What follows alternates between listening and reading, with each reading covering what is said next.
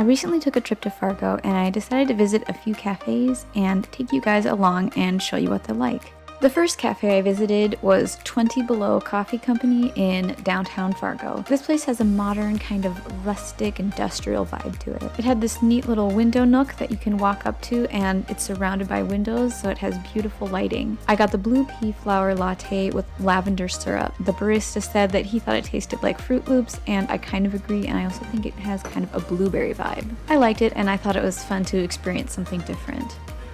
Right next door to 20 Below, there's an adorable shop called Handpicked Goods. The shop owner has curated plants, candles, cards, home goods, party supplies, and everything is just really adorable. And I picked up a candle and some paper goods because I just couldn't help myself. Everything was so cute.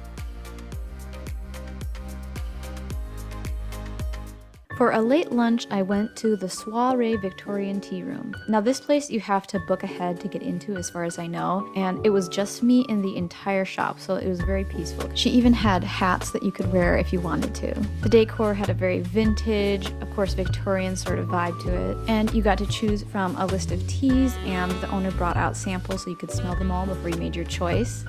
I went for a strawberry coconut green tea, and actually it was really good.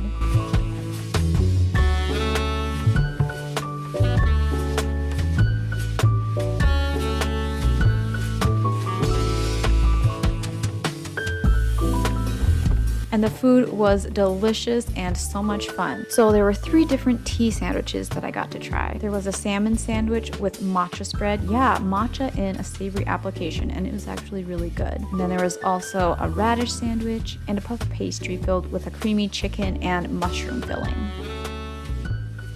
The salmon and chicken sandwiches were so good. The radish sandwich wasn't bad, it just wasn't like crazy amazing. The meal came with 4 different desserts, which was crazy. There was a strawberry sorbet, a scone, a velvet mini cake, and a lemon fudge. The scone came with clotted cream, and then you could choose from jam or lemon curd, and obviously I went for lemon curd. And it was delicious. It definitely wasn't dry, and it was warm. It was so good. And I was so full that I didn't even try the lemon fudge, but I brought it home and Ruben tasted it, and he thought it was really good, just kind of sweet. For supper, I went to the Sushi Burrito Cafe. The decor here was really fun. It was really pink and pretty inside. And the cashier pointed out that I matched the decor, which is true. I got the shrimp sushi bowl and a matcha boba tea. I wasn't super impressed with the sushi bowl. The shrimp kind of tasted like it was frozen shrimp or something like that, but the matcha bubble tea was actually pretty good. The next day, I went to Youngblood Coffee Roasters. This cafe has kind of a modern, eclectic, clean sort of vibe.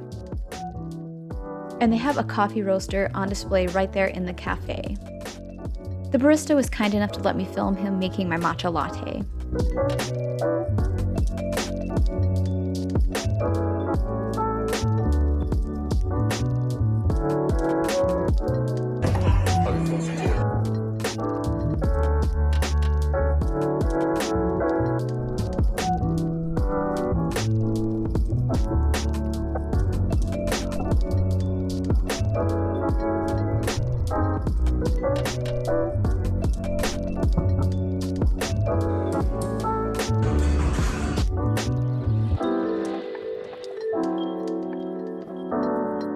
This was a pretty decent matcha latte. I still prefer my homemade version, but this was pretty good.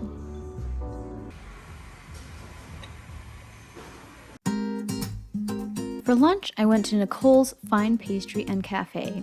This place has kind of an old world, traditional kind of vibe to it. They had sandwiches, salads, and quiches, that sort of thing to choose from the lunch menu. They also had a pretty large selection of pastries, and it was really difficult for me to choose which one to get, but I finally settled on the fresh fruit tart.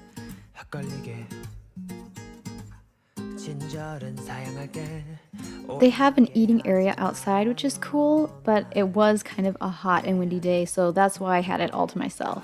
I got their salmon everything bagel, and it was really good. I also really enjoyed the fruit tart. It had a lovely crust, and it looked like it had a vanilla bean pastry cream, and it was just really delicious. I finished off my trip with a matcha crepe and onigiri from Tea and Crepe, and then I headed home. Alright, so that's it for this vlog. I hope you enjoyed this, and make sure to subscribe for more food and cooking videos.